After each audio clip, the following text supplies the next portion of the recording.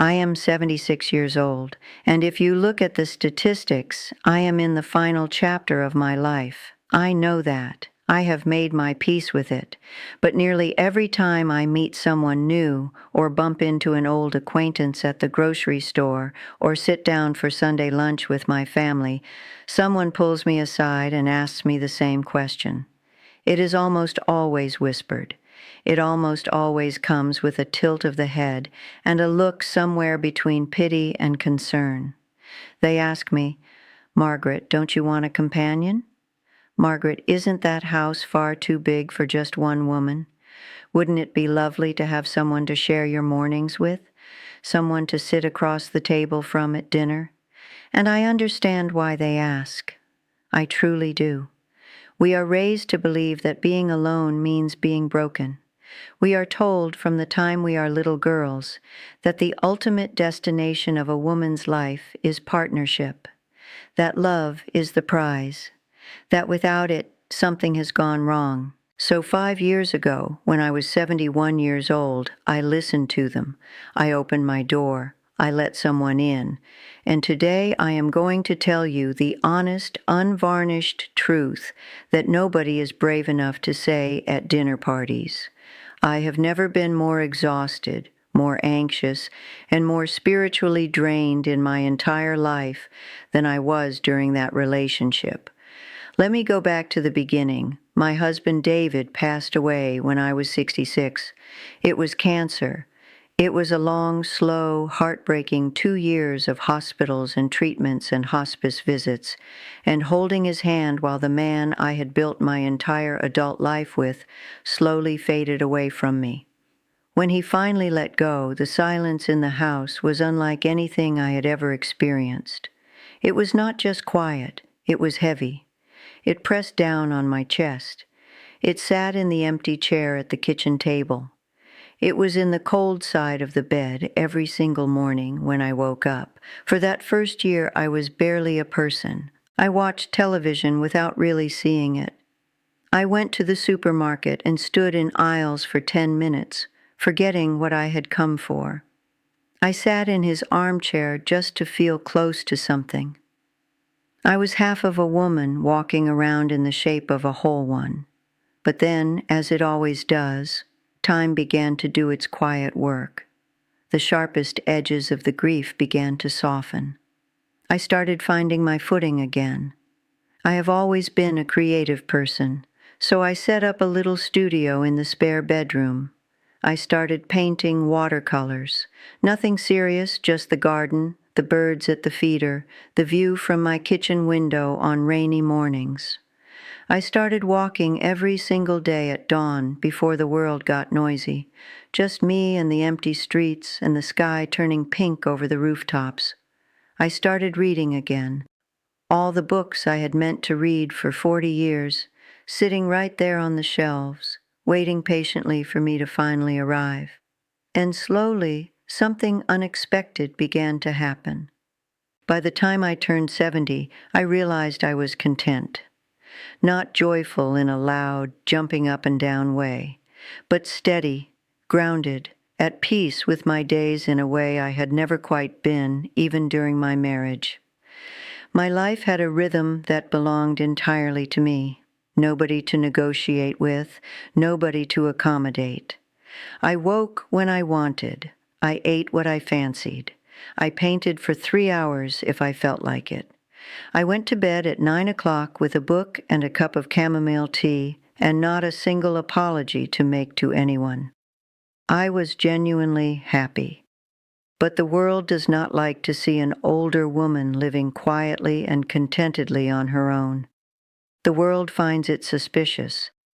My daughter Claire, and she is a wonderful woman, I want to be clear about that. She loves me fiercely. But Claire is a fixer by nature. She would come over for Sunday dinner and look at me with those worried eyes of hers and say, "Mom, I'm concerned you're isolating yourself. Mom, humans aren't meant to be alone.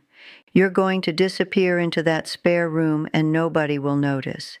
Then there was my neighbor, Patricia. She cornered me one afternoon while I was deadheading the roses.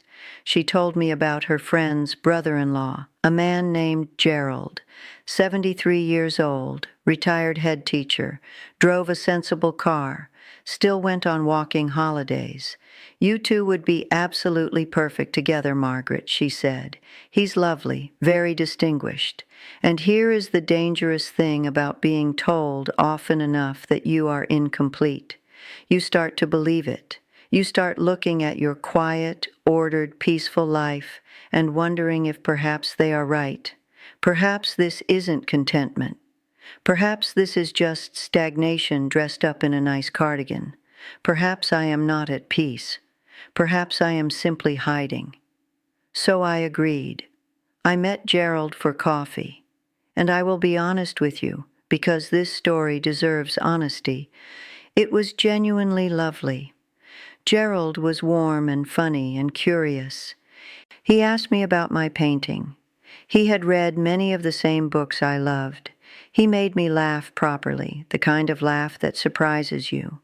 And for the first time in years, I felt seen, not as a widow, not as someone's mother, not as a woman to be pitied, but simply as myself, as a woman with things to say and stories worth hearing. We had a second date, then a third. By the fourth month, we were, as my grandchildren would say, an item. Everyone was delighted. Claire stopped looking at me with worried eyes. Patricia gave me a knowing smile every time she saw me. Margaret has a boyfriend. Lovely, wonderful, about time. And in those early months, it truly was good. We went to the theater. We tried new restaurants. I put on my nice earrings and felt like a version of myself I had almost forgotten existed. There is something powerful, at any age, about being chosen, about someone wanting to spend their time with you.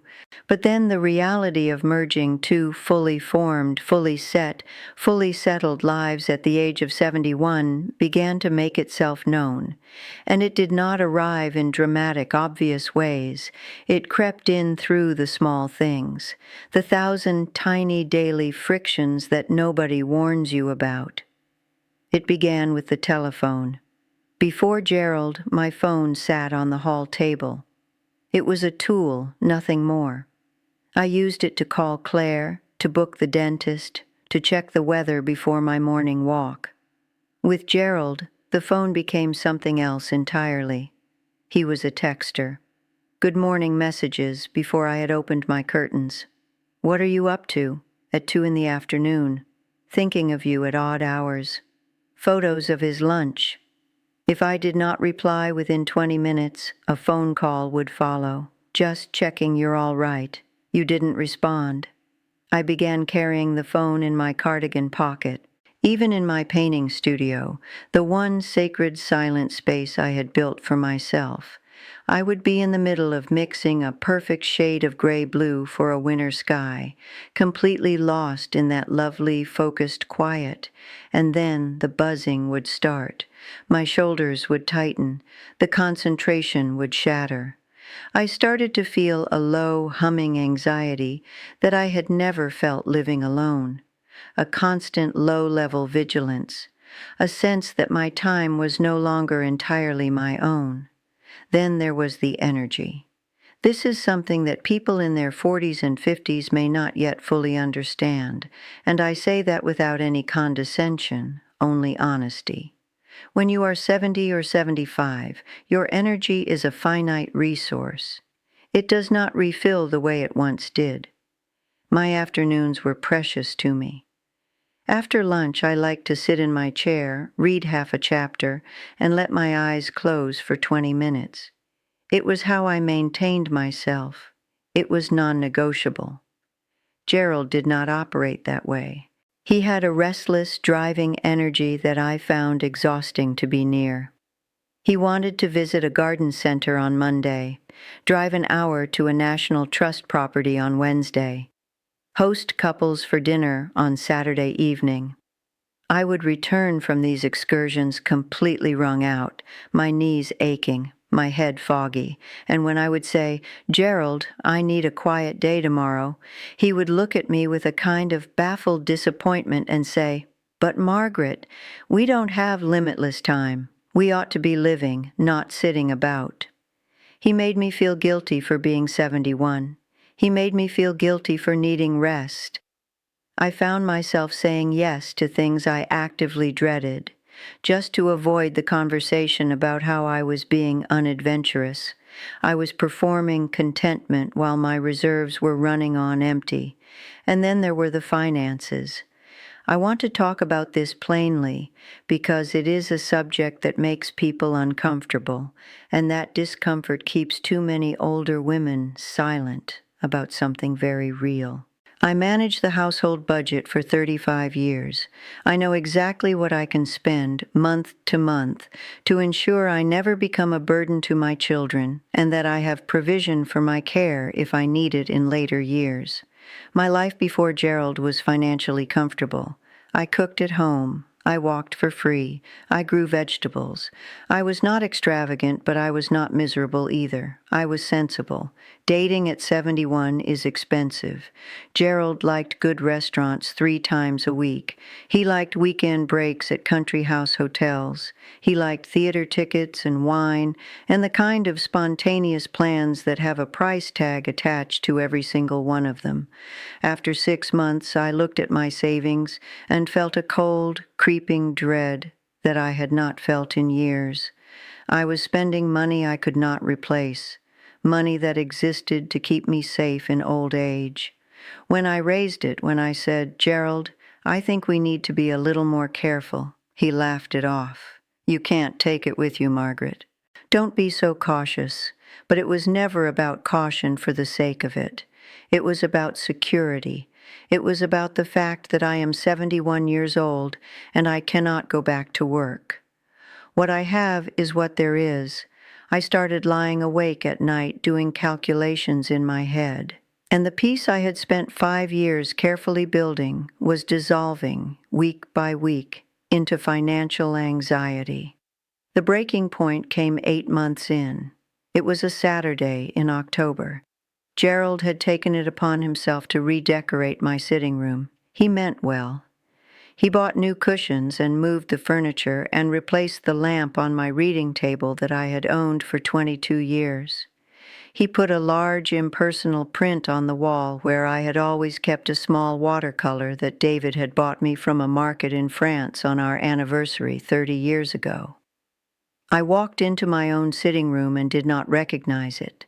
The following morning, I came downstairs at 6:30 for my quiet time, my cup of tea, the birds, the early light coming through the kitchen window. Gerald was already up. The television news was on at full volume. He was talking to me about a trip he wanted to book before I had taken a single sip of tea. Talking about flights and hotels and what week suited us both. And I stood in the middle of my kitchen holding my mug, and I looked around the room, and I felt, there is no other word for it, I felt colonized. My home no longer smelled like my home. My mornings no longer belonged to me. My savings were shrinking. My energy was depleted. My studio time was fractured. And I understood with absolute clarity that in my desperate effort not to be lonely, I had completely abandoned myself. I was living someone else's version of my life, on someone else's schedule, spending money I was not comfortable spending, and slowly, quietly disappearing. I ended it 4 days later. It was painful. There were tears, his and mine. He told me I was making a terrible mistake, that I would regret it, that I was throwing away something real. My daughter was devastated. She said, "Mom, he adored you. He was trying so hard." And perhaps he was. I believe he was. But trying hard is not the same as being right for someone. The afternoon Gerald drove away for the last time, I walked back into my house. I turned off every light he had left on. I made a pot of tea.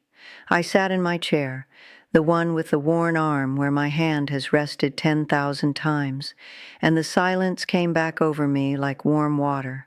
I have never felt anything more purely, deeply beautiful in my life. That was 5 years ago. I am 76 now.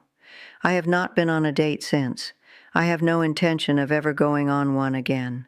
And I want to share what I have come to understand, because if you are 60 or 65 or 70 and people are telling you that you are incomplete, that you are wasting your life, that you are going to wither away alone, I want you to hear something different.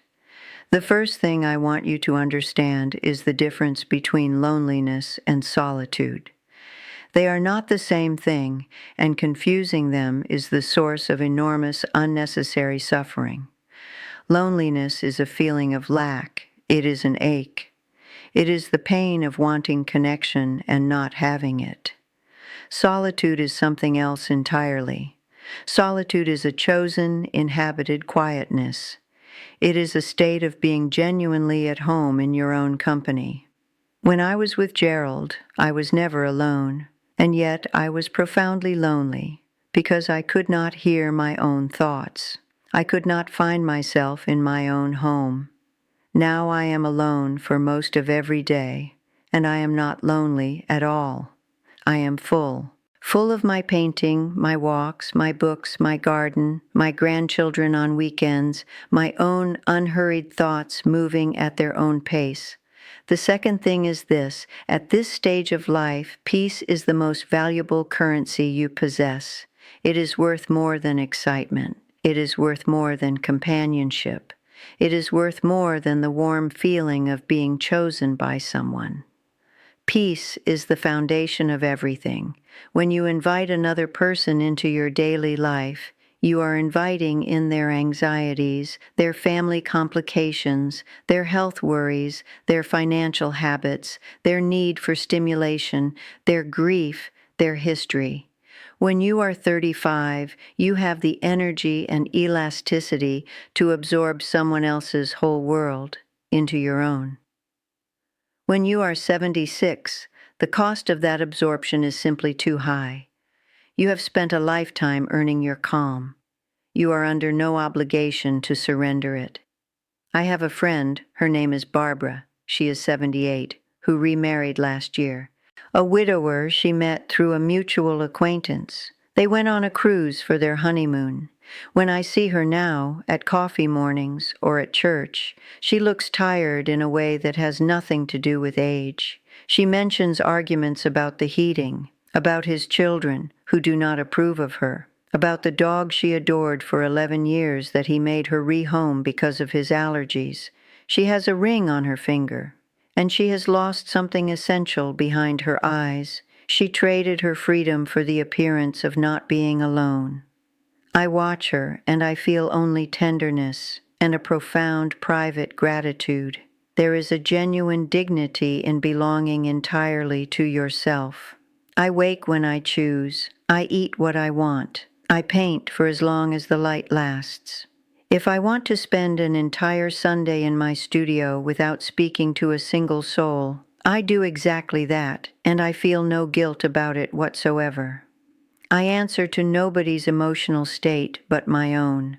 And yes, I will be completely honest with you. Sometimes on Christmas Eve, or when I see an elderly couple walking slowly together through the park, hands clasped, leaning into one another, I feel it. A small pang, a flicker of something old and tender, but I have learned to let it pass, because I know what that hand-holding costs. I know the price of admission, and I am simply no longer willing to pay it. So, if you are listening to this and you are somewhere in your 60s or 70s, and there are people in your life, loving people, well-meaning people, who are pressing you to get back out there, to try the apps, to say yes to the setup, to stop wasting what time you have left, I want to offer you something that perhaps nobody else in your life is offering you right now. Permission. Permission to say, no, thank you. Permission to say, my life is already complete. Permission to say, I am not broken. I am not failing. I am not slowly disappearing.